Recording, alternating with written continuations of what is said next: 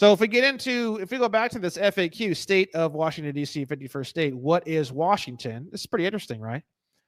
Washington, D.C. isn't a state, it's a district.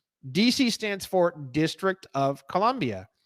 Its creation comes directly from the U.S. Constitution, which provides that the district, not exceeding 10 miles square, which was probably designed originally to prevent what we see today, which is kind of crazy, right?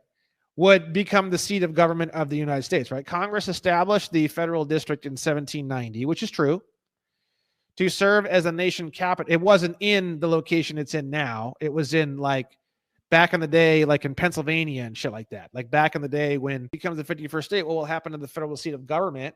This area is unpopulated, will be clearly mapped, and will remain in place under federal jurisdiction as the District of Columbia. So if the District of Columbia becomes a state, then we'll know where the land mass known as the United States is finally. Maybe. Well, it's almost an admission right there, saying that, you know, if DC becomes a state, then you'll know where the United States was. And then it gets, well, that's also an excellent place to go back to 8 USC 1101, because if we go down and we look up the definition of the word state, all through the United States Code, it says that the definition of the word state includes the District of Columbia. Where is this federal seat of government, otherwise known as United States, located? It's located in an area which is unpopulated. This got me really, really. Yeah, because obviously my antennas were going crazy. I'm sure I'm from the Northern Virginia area, which is right outside of the Washington, D.C. area. And I know for a fact that people that the domicile there, they reside, whatever you want to say. They live in that area. I know just make us a state is what they're saying.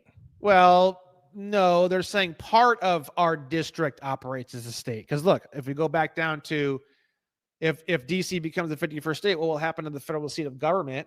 This area is unpopulated, will be clearly mapped, and will remain in place under federal jurisdiction as the District of Columbia. So if the District of Columbia becomes a state, then we'll know where the land mass known as the United States is finally. Maybe. So I don't really understand. I mean, it's just, this is written in a way, obviously, to confuse the ever-loving fuck out of you. You can see that.